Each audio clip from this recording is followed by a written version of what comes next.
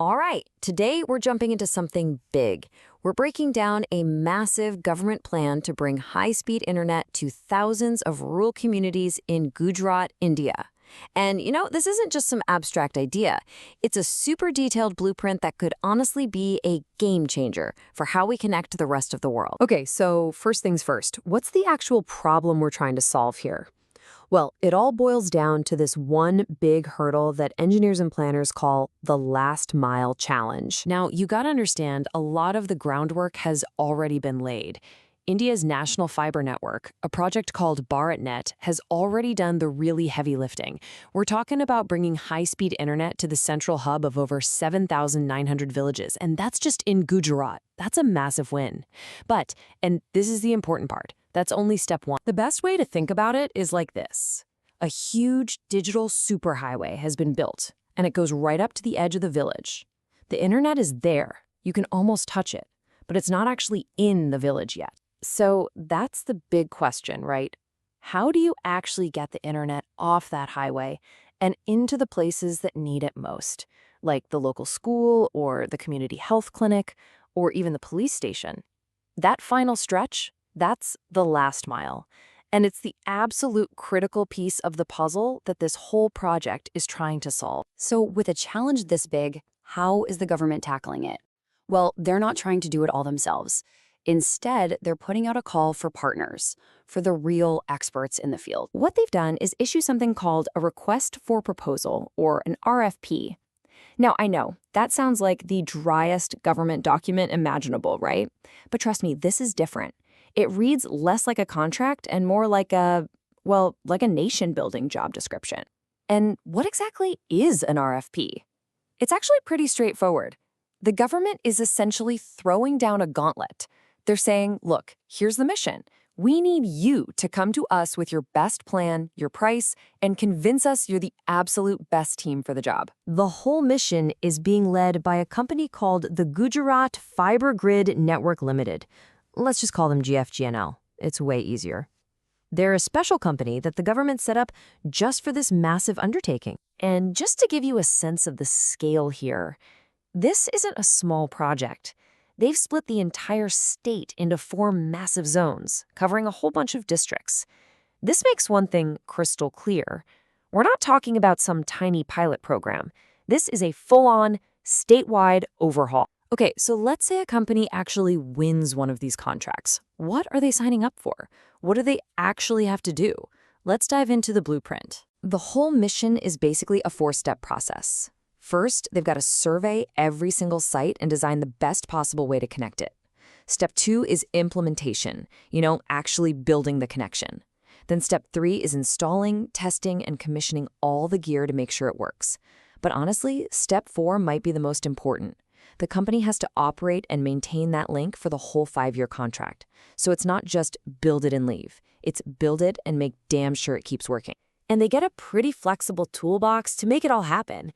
You can bury fiber optic cable underground, which is great. You can string it up on poles. For really tough spots, you can use different kinds of wireless radios.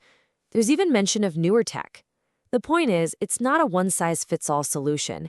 They want the best tool for each specific job. Which, of course, brings up a really big question. With a job this massive and this important, who's actually qualified to do it? You can't just let anyone try this. And let me tell you, the bar for entry is set incredibly high.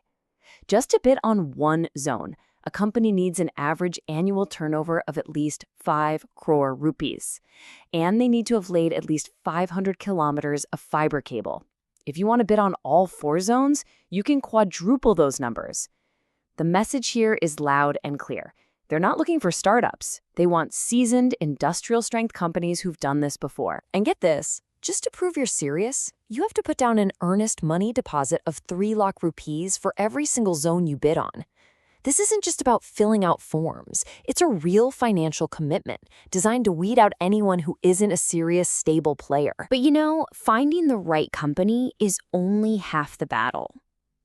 The other half is making sure they actually deliver on their promises. And that's where the rules of the game come in. This entire project is built on a foundation of really strict rules to protect the public's investment and make sure the job gets done right. Yeah, if there's one word that defines this whole contract, it's accountability. The stakes are high and the rules are strict, especially when it comes to deadlines. And man, these timelines are no joke. Once a set of sites gets the green light, the company has just 1 month to connect 60% of them, and then only 1 more month to get the remaining 40% done. If you're late on even a single location, you start getting fined every single day. There's no room for delay. It's designed to force a constant, relentless pace of progress. And remember how I said it's not just about building it? This is what I mean. There's a strict service level agreement, an SLA, that says the network has to be up and running more than 98% of the time. If that uptime number starts to slip, even a little bit, the financial penalties start kicking in, and the lower the uptime, the higher the penalty. The goal here isn't just to flip a switch and say, you're connected. It's to provide a reliable, consistent service, day in and day out. And there are even more safeguards baked right into the contract. We're talking a big performance guarantee for each zone, a huge fine if they report something like the cable depth incorrectly. There's this thing called a risk purchase clause, which is fascinating. It basically means if a company totally fails, the government can hire someone else to finish the job and send the bill to the company that failed. You add in mandatory insurance for everything from theft to cyclones, and the picture becomes really clear. The financial risk here is squarely on the company, not on the taxpayer. So, okay, let's pull back for a second. When you put all these pieces together, the big problem, the call for partners, the detailed blueprint, and all these strict rules, what's the big picture? What's the ultimate goal here? Well, in the end, it really all comes back to that core mission we saw right at the start. It's about taking that national digital highway and extending it that crucial last mile, getting it directly into the government offices, the village schools, and the local clinics. You know, the places that are the lifeblood of the community. And this is so important. This is not a short-term patch. That number 5, that represents a 5-year commitment. It signifies this is a long-term plan. The vision was never to just build a network, cut a ribbon, and walk away.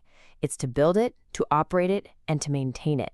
To make it a living, breathing piece of the community's essential infrastructure. And that really leaves us with one big, thought-provoking question. What we've seen here is a meticulously planned project.